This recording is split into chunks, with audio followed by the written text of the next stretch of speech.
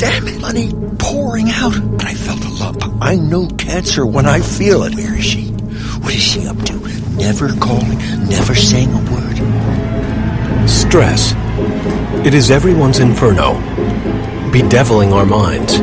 Igniting our nights. Upending our equilibrium. But it hasn't always been so.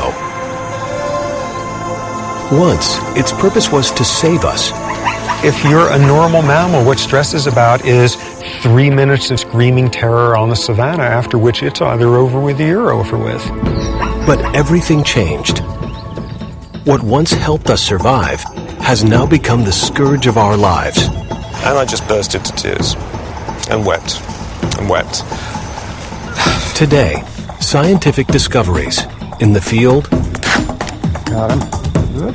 and in the lab prove that stress is not a state of mind, but something measurable and dangerous. This is not an abstract concept. It's not something that maybe someday you should do something about. You need to attend to it today. In some of the most unexpected places, scientists are revealing just how lethal stress can be. Chronic stress could do something as unsubtle and grotesque as kill some of your brain cells. The impact of stress can be found deep within us, shrinking our brains, adding fat to our bellies, even unraveling our chromosomes. This is real. This is not just somebody whining. Stress, savior, tyrant, plague. Its portrait revealed.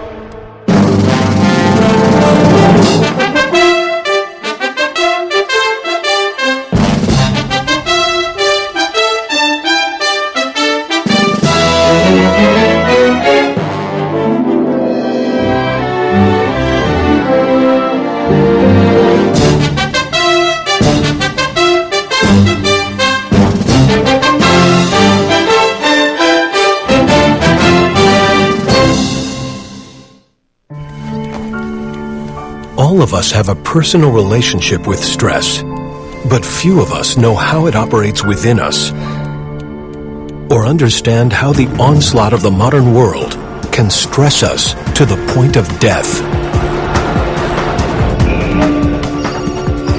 Fewer still know what we can do about it.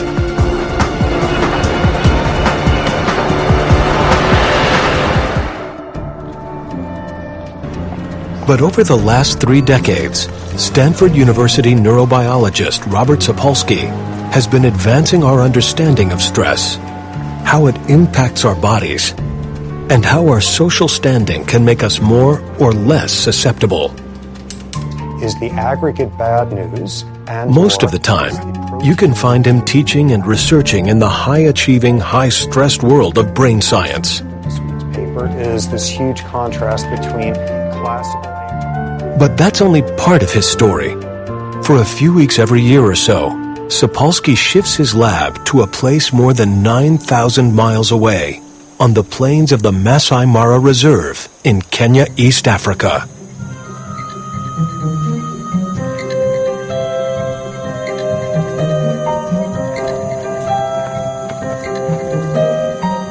Robert Sapolsky first came to Africa over 30 years ago on a hunch. He suspected he could find out more about human stress and disease by looking at non-humans. And he knew just the non-humans. You live in a place like this, you're a baboon, and you only have to spend about 3 hours a day getting your calories. And if you only have to work 3 hours a day, you got 9 hours of free time every day to devote to making somebody else just miserable.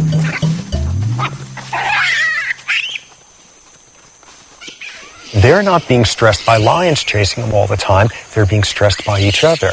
They're being stressed by social and psychological tumult invented by their own species. They're a perfect model for westernized stress-related disease. To determine just what toll stress was taking on their bodies, Sapolsky wanted to look inside these wild baboons at the cellular level for the very first time.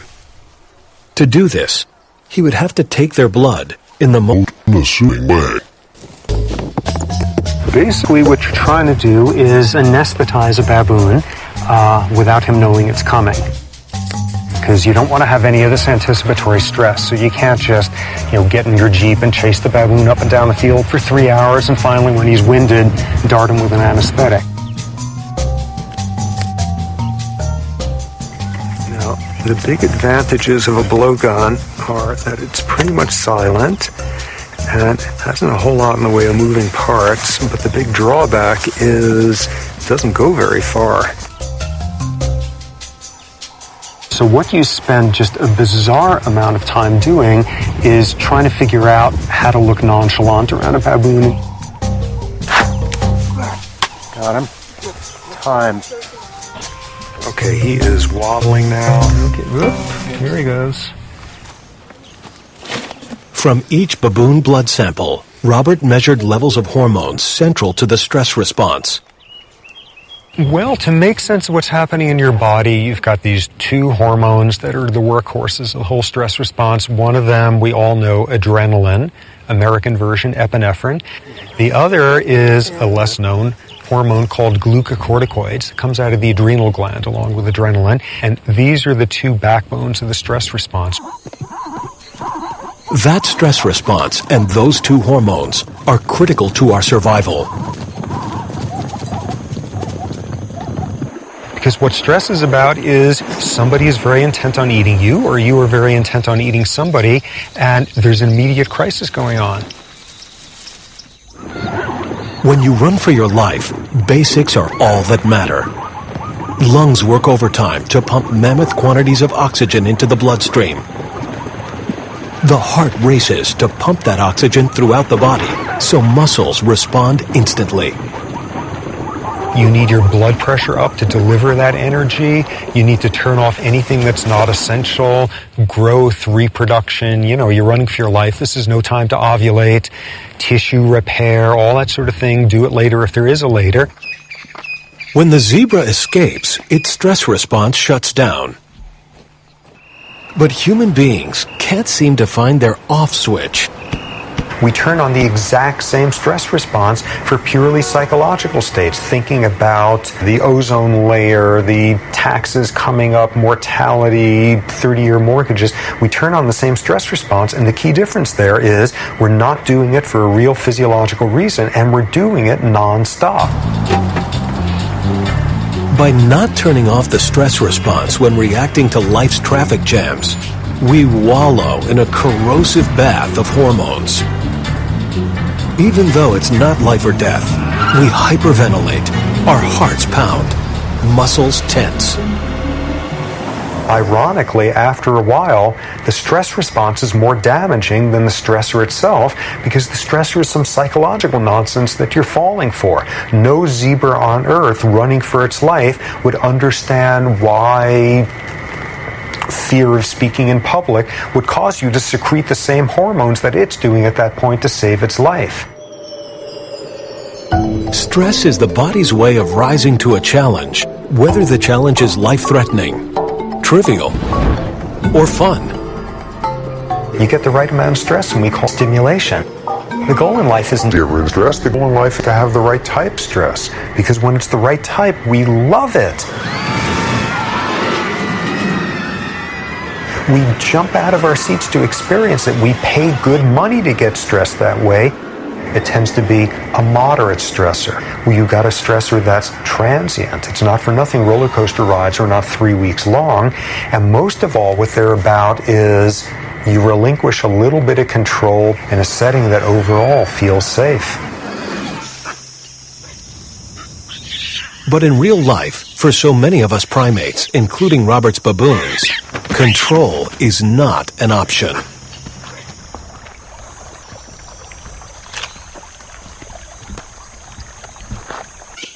So you get some big male who loses a fight and chases a subadult who bites an adult female who slaps a juvenile who knocks an infant out of a tree, all in 15 seconds. So insofar as a huge component of stress is lack of control, lack of predictability, you're sitting there and you're just watching the zebra and somebody else is having a bad day and it's your rear end that's going to get slashed.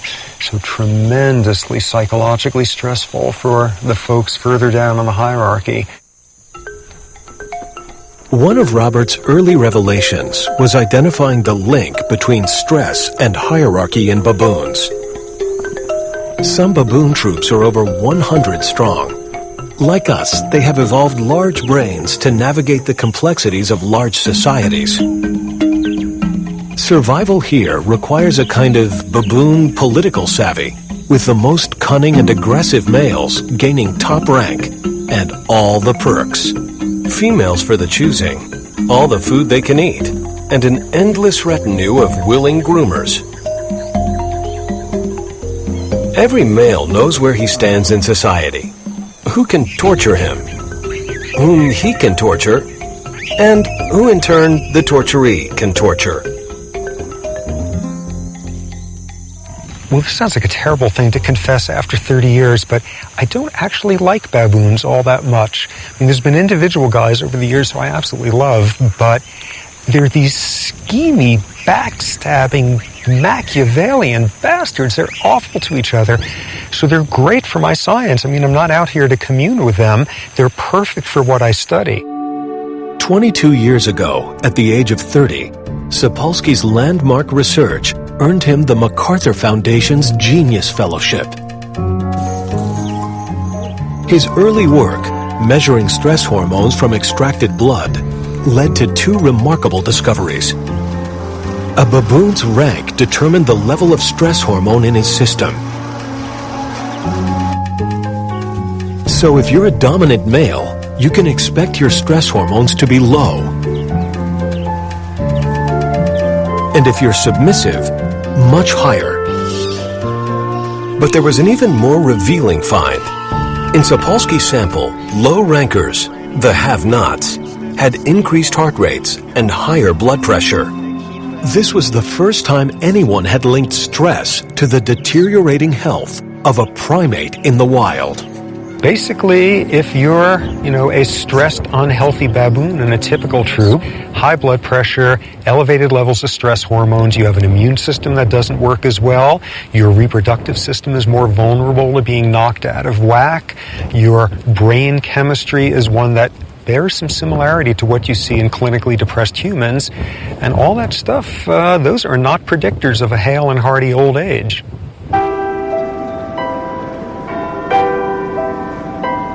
Could this also be true for that other primate? As Robert Sapolsky was monitoring stress in baboons, Professor Sir Michael Marmot was leading a study in Great Britain that tracked the health of more than 28,000 people over the course of 40 years. It was named for Whitehall, citadel of the British Civil Service, where every job is ranked in a precise hierarchy.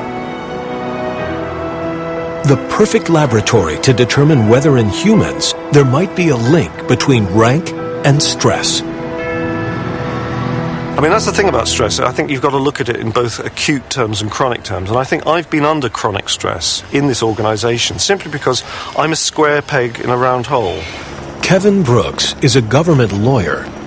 His rank, level 7, means he has little seniority in his department. He lives the life of a subordinate. I think what I was most aware of at the time was the workload and how I had most of it under control, but one of my cases wasn't wholly under control. I'd let it slip.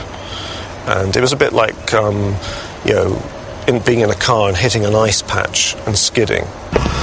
But nonetheless, I came in Monday morning and my immediate manager, let's call him Ben. Ben wants a word with you. So we find a room, he shuts the door, then he says, you know what you've done. You know what happened while you were away. We couldn't find one of your files. Do you know what that meant? He just gave me a darn good kicking, psychologically. He did me over. And at the end of it, it was more threats. It was, right, this may be a disciplinary matter. So I left the room, crossed over the corridor to my own room, and I just burst into tears. And wept. And wept.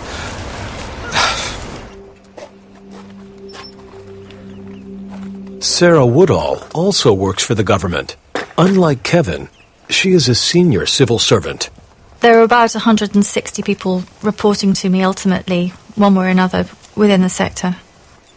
I do really enjoy working in the civil service. It's quite a dynamic environment. It can be quite exciting. I like working with lots of people. So yeah, I do really enjoy my job. Such dramatically different reflections dramatize one of the most astounding scientific findings in the Whitehall study. Firstly, it showed that the lower you were in the hierarchy, the higher your risk of heart disease and other diseases. So people second from the top had higher risk than those at the top. People third from the top had higher risk than those second from the top. And it ran all the way from top to bottom. We're dealing with people in stable jobs with no industrial exposures. And yet, your position in the hierarchy intimately related to your risk of disease and length of life. I've been very lucky. I haven't ever experienced any problems with my health. Since I've been in the senior civil service, I haven't had a day off with ill health. So I've been very fortunate. In my own situation, I think that my career is pretty much tainted. It's pretty much arrested. Because I've had, for instance, out of the last 3 years at work, I've been off sick for probably half that time. This particular study is sort of the Rosetta Stone of the whole field because it's the British civil service system. Everybody's got the same medical care. Everybody's got the same universal health care system, just like the baboons. All the baboons eat the same thing. They have the same level of activity. It's not the stuff that, oh, if you're a low-ranking baboon, you smoke too much and you drink too much, and if you're a low-ranking British civil service guy, you never go to the doctor and you don't get preventative vaccines. Both of these studies rule out all those confounds, and they produce virtually identical findings. On both sides of the primate divide, there are soul-wrenching stories and life-threatening consequences. For every subordinate like Kevin living a life of baboon uncertainty, there is an alpha strutting his stuff, glorying in power over someone else, someone unsuspecting, someone low-ranking.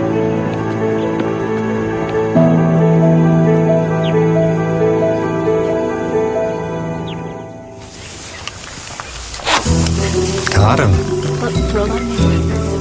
1246.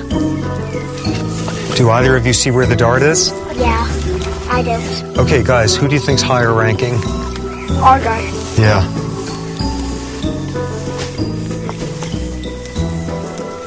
Watch carefully, make sure the other guy doesn't hassle him. This year, Robert brought his family to Africa. His wife, neuropsychologist Lisa Scher-Sapolsky, has also done extensive research with baboons. And for the first time, they brought along their kids, Benjamin and Rachel. As asleep as he looks. You know, all the baboons are perfectly willing to get very freaked out by a human coming over and touching one of these guys, but cover him with a burlap and he doesn't exist anymore. Oh my God, he's there, he's there. Oh, not there anymore. Okay. So this is not quite like take your kids to work day, but you know, this is a pretty central feature of who I am by now and who my wife and I are. And you know, if our kids want to know where we came from, this is pretty fundamental.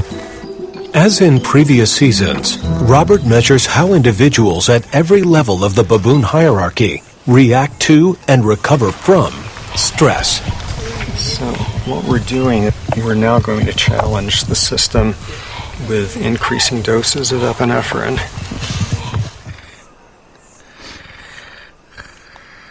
The baboon's response is immediately picked up in its blood, vital signs that can be deep frozen in perpetuity. It's this storehouse of potential knowledge, and I got 30 years of those blood samples frozen away at this point because you never know when some new hormone or some new something or other pops up, and that's the thing to look at and start pulling out those samples back to when, you know, Jimmy Carter was president. 150. 25. Anticipating the long reach of stress is a recent idea.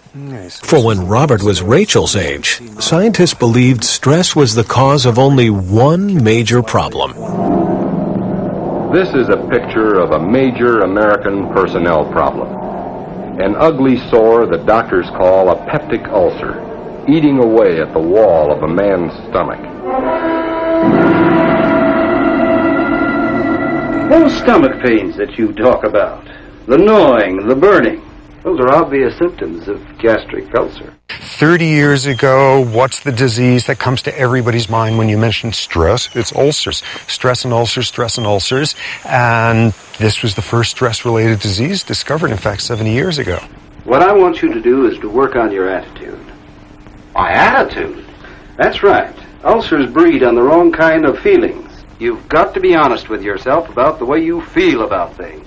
Finding a new doctor sounds like a better answer to me. The connection between stress and ulcers was mainstream medical gospel until the early 1980s. Then, Australian researchers identified a bacteria as the major cause of ulcers. And this overthrew the entire field. It's got nothing to do with stress. It's a bacterial disorder.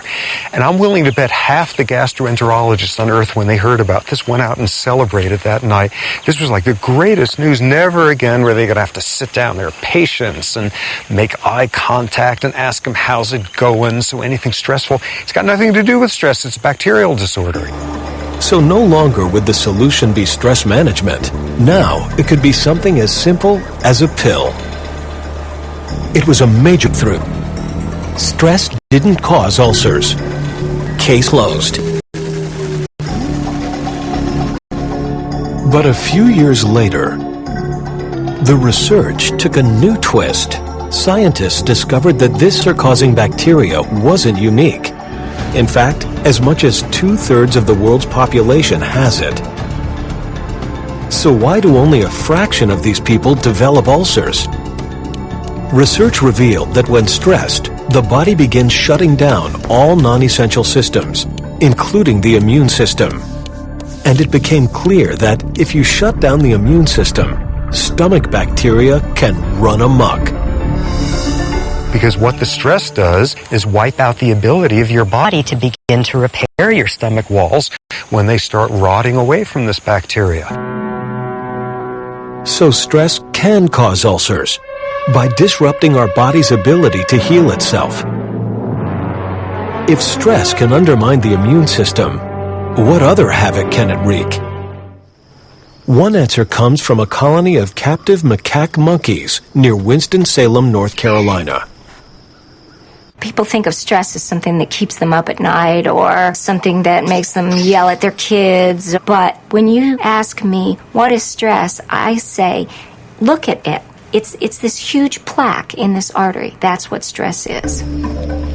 For 2 decades, Dr. Carol Shively has been studying the arteries of macaques.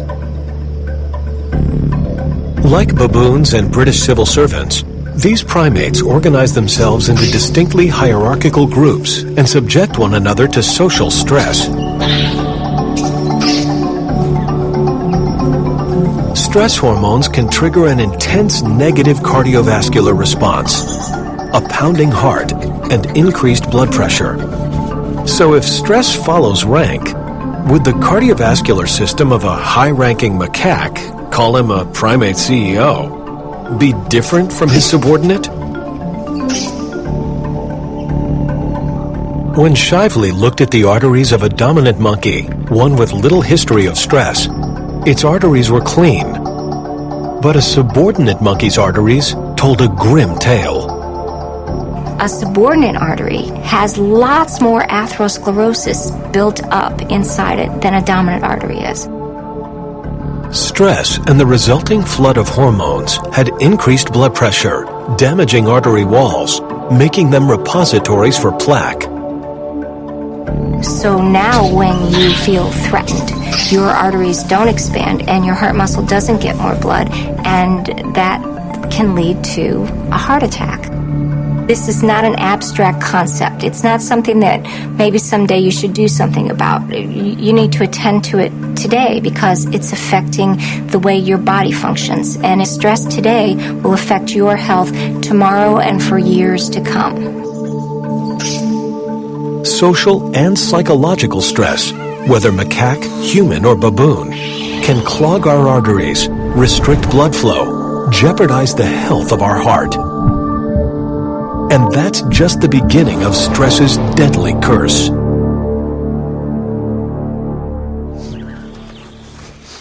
Robert's early research demonstrated that stress can work on us in an even more frightening way.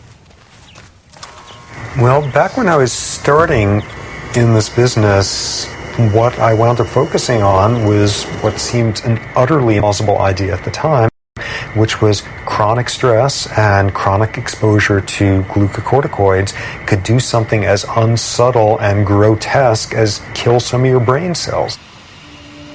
As a PhD candidate at Rockefeller University in the early 80s, Sapolsky collaborated with his mentor, Dr. Bruce McEwen, to follow the path of stress into the brain.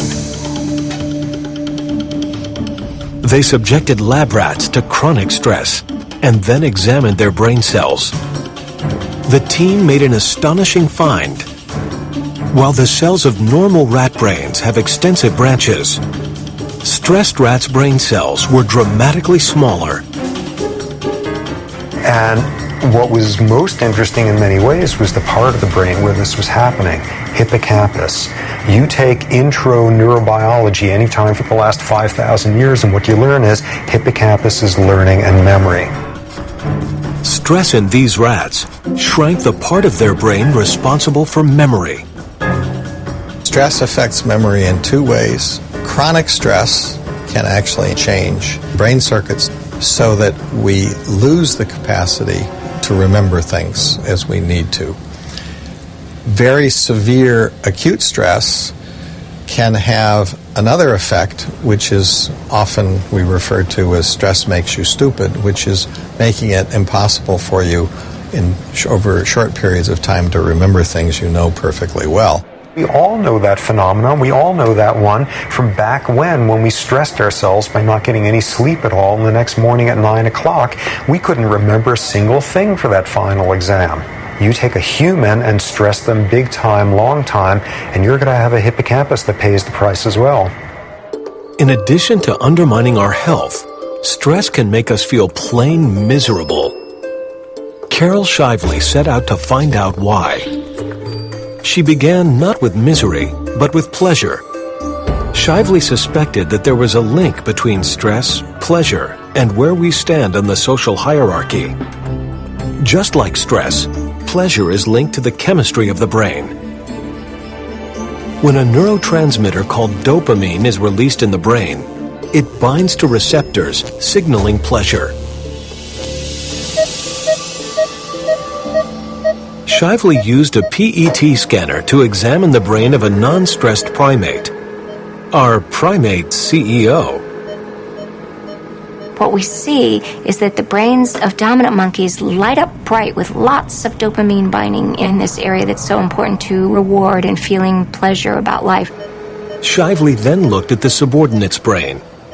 What we discovered is that the brains of the subordinate monkeys are very, very dull, because there's much less receptor binding going on in this area. Why is that? What is it about this area of the brain? When you have less dopamine, everything around you that you would normally take pleasure in is less pleasurable. So the sun doesn't shine so bright, the grass is not so green, food doesn't taste as good. It's because of the way your brain is functioning that you're doing that, and your brain's functioning that way because you're low on the social status hierarchy. One feature of low rank is being low ranking, the reality. An even stronger feature by the time you get to humans is not just being low ranking or poor, it's feeling low ranking or poor. And one of the best ways for society to make you feel like one of the have-nots is to rub your nose over and over and over again with what you don't have. Richmond, California, a town where society's extremes can be spotted right from your car. This is cardiologist Jeffrey Ritterman's regular commute. You can learn a lot about the stress and health outcome just from the neighborhoods you visit. In this neighborhood, the life expectancy is quite good, and most of the people are pretty healthy. And as we reach the top of the hill, it gets to be a little bit less privileged. And as we make this transition, the social status begins to drop, and correspondingly, in those areas, the health outcome is much worse. And these people are not going to have the same life expectancy as the people in the middle class area we started in. People are on guard, people are vigilant, they're living a more stressful life. This is a community that produces high stress hormones in people, and over time it takes its toll. One of Dr. Ritterman's patients is 65-year-old Emmanuel Johnson. His career? Guidance counselor in one of America's most dangerous neighborhoods. Well, last year I think we had 47 homicides. You know, in the last 4 days we had 11 shootings, 3 deaths. And I just know 9 times out of 10 it's going to be a relative or someone that the kids know. For Emmanuel Johnson, there is a price for chronic exposure to this stress. 5 years ago I had a heart attack. I'm a diabetic too. I have to work on it constantly. I've been in this business 20 years, so it's stressful just working the job. So over the years, the cholesterol, the blood pressure, the sugar came on later, but the stress was always there long before they came on. Emmanuel Johnson's body may be telling yet another story of stress. The Whitehall study in England found an incredible link between stress, your position in the social hierarchy, and how you put on weight. So it may not be just putting on weight, but also the distribution of that weight. And the distribution of that weight, putting it on round the centre, is related to position in the hierarchy, and that in turn may be related to chronic stress pathways. So we said, does that happen in monkeys? Because they organize themselves in a hierarchy too. And it turns out that it does. Subordinate monkeys are more likely to have fat in their abdomen than are dominant monkeys. I think the most amazing observation that I've made in my lab is this idea that stress could actually change the way you deposit fat on your body. To me, that was a bizarre idea that you could actually alter the way fat is distributed. Sapolsky, Shively, and others think stress could be a critical factor in the global obesity epidemic. Even worse, fat brought on by stress is dangerous fat. You know that fat carried on the trunk or actually inside the abdomen is much worse for you than fat carried elsewhere on the body. It behaves differently. It produces different kinds of hormones and chemicals and has different effects on your health. Whatever it is that works for an individual, they need to value stress reduction. I think the problem in our society is that we don't value stress reduction. We, in fact, value the opposite. We admire the person who not only multitasks and does 2 things at once, but does 5 things at once. We kind of admire that person. How do they manage that, you know?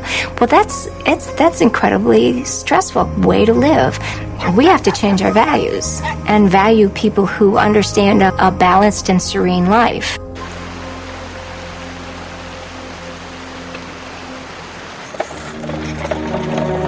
One heartbreaking moment in history reveals that stress may, in fact, damage us long before we are even aware.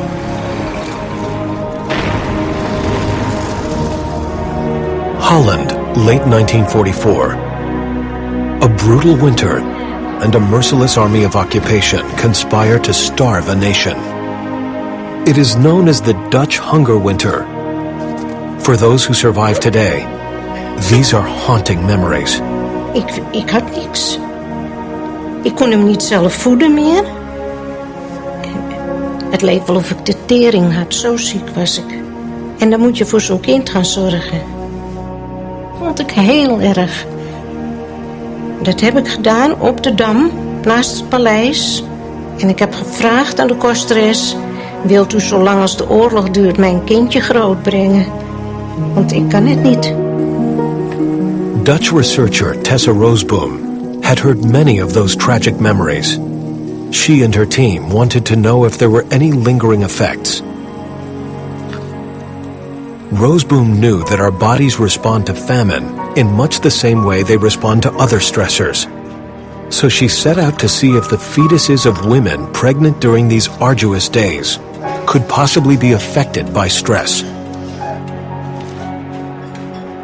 Because of meticulous record-keeping by the Dutch, Roseboom was able to identify over 2,400 people who could have been impacted. She and her team analyzed the data from those born during and after the famine and came to a surprising conclusion. I think that you could say that these babies were exposed to stress in fetal life, and they're still suffering the consequences of that now, 60 years later. Many of the Dutch hunger winter children live today, all in their 60s. Many still bear the scars of war. We found that babies who were conceived during the famine have an increased risk of cardiovascular disease. They have more hypercholesterolemia. They are more responsive to stress. And they generally are in poorer health than people who were born before the famine or conceived after it. Researchers think that stress hormones in a mother's blood triggered a change in the nervous system of the fetus as it struggled with starvation. This was the fetus's first encounter with stress. 6 decades later, the bodies of these Dutch hunger winter children still haven't forgotten. What we now know is it's not just your fat cell storage that winds up being vulnerable to events like this. It's your brain chemistry. It's your capacity to learn as an adult. It's your capacity to respond to stress adaptively rather than maladaptively. How readily you fall into depression. How vulnerable you are to psychiatric disorders. Yet another realm in which early experience and early stress can leave a very bad footprint. If I had had an option, I would not have opted to be bipolar. But now that I am bipolar, I'll have to live with it. Dus dan heb je dat gevoel van als je wat soepeler leeft, dat je dat niet hebt. Ik kan het niet echt zeggen. Ik ben wel gauw boos. What the Dutch hunger winter phenomenon is about is experience environment starts long before birth, and adverse, stressful environments can leave imprints, can leave scars lasting a whole lifetime.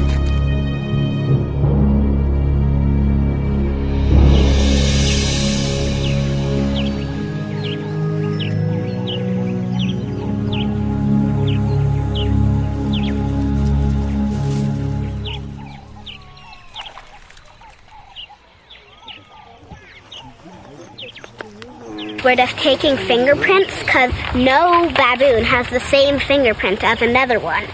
So we just took coney bears, and I'm hoping to go over to Riff and get his. During this year's multi-generational research, Robert, who has spent his career documenting stress's effects on the individual and on the cell, tracks the trail of stress even deeper into our bodies. One of the most interesting new directions of stress research is taking the effects of stress down to a nuts and bolts level of how cells work, how genes work, that half a dozen years ago nobody could have imagined. The once unimaginable, genetic structures called telomeres, which protect the ends of our chromosomes from fraying. As we age, our telomeres shorten. What's interesting is stress, by way of stress hormones, can accelerate the shortening of telomeres. So the assumption is for the exact same aged guys, if you're a low-ranking guy who's just marinating in stress hormones, your telomeres are going to be shorter. So how does this formidable finding apply to us?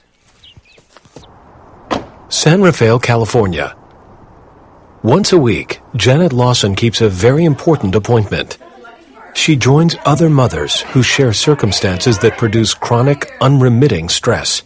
But she loses her balance, and that's the scary part. So we just went out, actually, last night and bought a new helmet, just for fun. And we found that as she's getting older and wanting more independence, it's getting harder.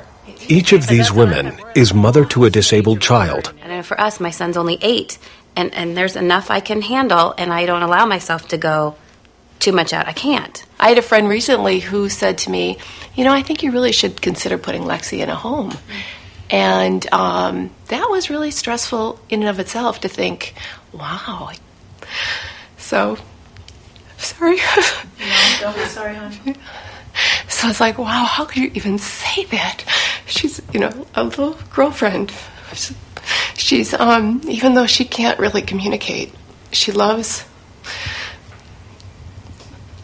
She loves. She loves. She loves life. She loves. These remarkable women came to the attention of biologist Dr. Elizabeth Blackburn. I didn't directly know the individuals, but I know the stories. I'm a mother myself, and so when I heard about this cohort, I really thought it was worthwhile finding out what really is happening at the heart of the cells in these mothers who are doing such a difficult thing for such a long time. Dr. Blackburn is a leader in the field of telomere research. We have 46 chromosomes, and they're capped off at each end by telomeres. Nobody knew in humans whether telomeres and their fraying down over life would be affected by chronic stress. And so we decided we would look at this cohort of chronically stressed mothers, and we decided to ask what's happening to their telomeres and to the maintenance of their telomeres. What we found was the length of the telomeres directly relates to the amount of stress somebody is under and the number of years that they've been under the stress. Such stressed mothers became the focus of a study by Dr. Blackburn's colleague, psychologist Alyssa Eppel. Mothers of young children are a highly stressed group. They're often balancing competing demands like work and child rearing, and often don't have time to take care of themselves. So if you add on top of that the extra burden of caring for a child with special needs, it can be overwhelming. It can tax the very reserves that sustain people. And if they're stressed, if they report stress, they tend to die earlier. These women have shortened telomeres, decreased activity of this enzyme, and very, very rough number for every year you were taking care of a chronically ill child, you got roughly 6 years worth of aging. This is real. This is not just somebody whining. This is real, medically serious aging going on, and we can see that it's actually caused by the chronic stress. But there is hope. Dr. Blackburn co-discovered an enzyme, telomerase, that can repair the damage. It's what I always call it, the threat of hope. Preliminary data suggests that a meeting of minds such as this may actually have a health benefit by stimulating the healing effects of telomerase. And laugh. And laugh. If you don't laugh, forget it. You can't handle it. What I found is that the humor is something. There's a certain level of black humor that we have about our kids that only we appreciate. We are the only ones who get the jokes, and in a way, we're the only ones who are allowed to laugh at the jokes. One of the questions in the stress field is, what are the active ingredients that reduce stress and that promote longevity? And compassion and caring for others may be one of those most important ingredients. So those may be the factors that promote longevity and increase telomerase and keep our cells rejuvenating and regenerating. So perhaps connecting with and helping others can help us to mend ourselves and maybe even live longer, healthier lives. 20 years ago, Robert got a shocking preview of this idea. The first troop he ever studied, the baboons he felt closest to and had written books about, suffered a calamity. It would have a profound effect on his research. The Kikarok troop is the one I started with 30 years ago. And they were your basic old baboon troop at the time, and which means males were aggressive and society was highly stratified and females took a lot of grief, and your basic off-the-rack baboon troop. And then by now, almost 20 years ago, something horrific and scientifically very interesting happened to that troop. The Kikarak troop took to foraging for food in the garbage dump of a popular tourist lodge. It was a fatal move. The trash included meat tainted with tuberculosis. The result was that nearly half the males in the troop died. Not unreasonably, I got depressed as hell and pretty damn angry about what happened. You know, you're 30 years old, you can afford to expend a lot of emotion on a baboon troop, and there was a lot of emotion there. For Robert, a decade of research appeared to have been lost.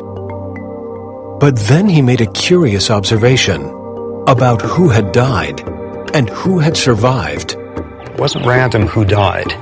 In that troop, if you were aggressive, and if you were not particularly socially connected, socially affiliative, you didn't spend your time grooming and hanging out, if you were that kind of male, you died. Every alpha male was gone. The Kikarak troop had been transformed.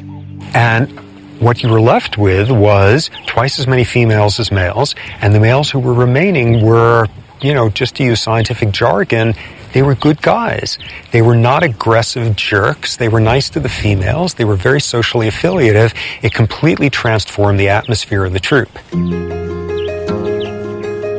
When male baboons reach adolescence, they typically leave their home troop and roam, eventually finding a new troop.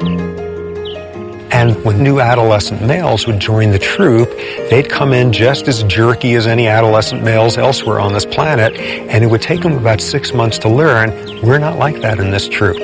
We don't do stuff like that. We're not that aggressive. We spend more time grooming each other. Males are calmer with each other. You do not dump on a female if you're in a bad mood. And it takes these new guys about 6 months, and they assimilate this style, and you have baboon culture, and this particular troop has a culture of very low levels of aggression and high levels of social affiliation, and they're doing that 20 years later. And so the tragedy had provided Robert with a fundamental lesson, not just about cells, but how the absence of stress could impact society. Do these guys have the same problems with high blood pressure? Nope. Do these guys have the same problems with brain chemistry related to anxiety, stress hormone levels? Not at all. It's not just your rank, it's what your rank means in your society. And the same is true for humans, with only a slight variation.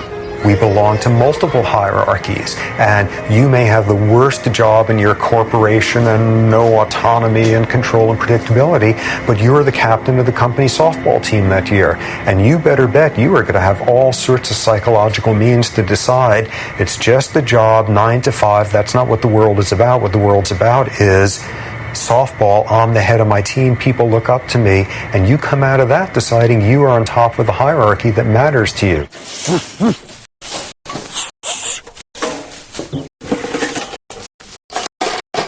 That worked. And lots of baboon poop. Which, under the right circumstances with the right season's experiment, is a gold mine. Unfortunately, this time around, it's just a cage to have to clean now.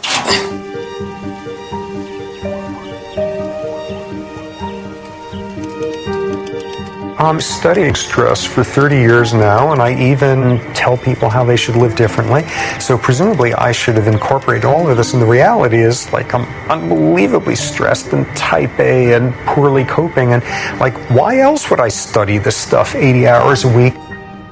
No doubt everything I advise is going to lose all its credibility if I keel over dead from a heart attack in my early 50s. Nah, I'm not good at dealing with stress.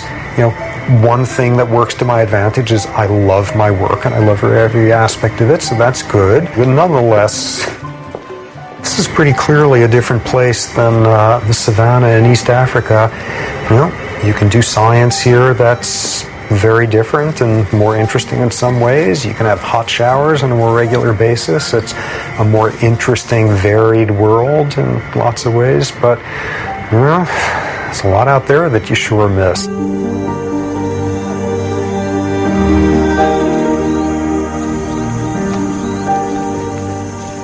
It is a pretty miraculous place where every meal tastes good and you're 10 times more aware of every sensation.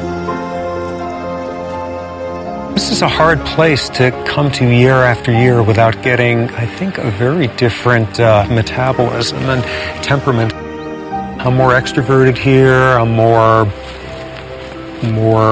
happy. It's a hard place not to be happy.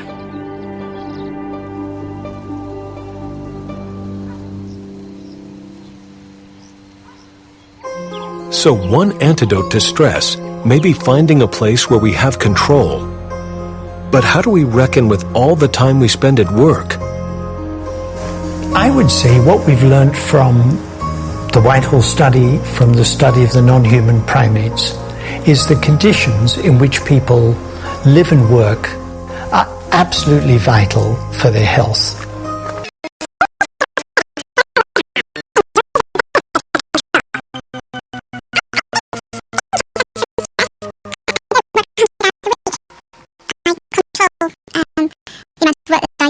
To make sure that I can continue to deliver long term. Control, the amount of control, is intimately related to where you are in the occupational hierarchy. And what we have found is, in general, where people report to us that things have got worse, that the amount of work stress has gone up, their illness rates go up. Where people report to us that they've got more control, they're being treated more fairly at work, there's more justice in the amount of treatment, so things are getting better, the amount of illness goes down. I've been very lucky. I haven't ever experienced any problems with my health. But not everyone is so lucky. So is there a prescription for the vast majority of us who aren't at the top? Give people more involvement in the work, give them more say in what they're doing, give them more reward for the amount of effort they put out, and it might well be you'll have not just a healthier workplace, but a more productive workplace as well. I've managed to achieve a degree of control. At the moment, I'm in a really good position. This is the first time where I feel I've had a boss who appreciates me. He doesn't dominate team meetings, he sits back. He invites people to contribute. He lets other people chair. He's a real manager. And he, from the start, when I returned after my latest sick leave just 6 months ago, he was so positive. I think I feel sufficiently empowered.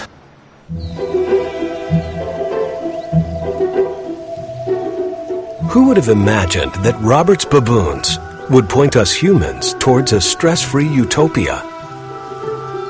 This may sound a little fanciful, but I think what we're trying to create is a better society.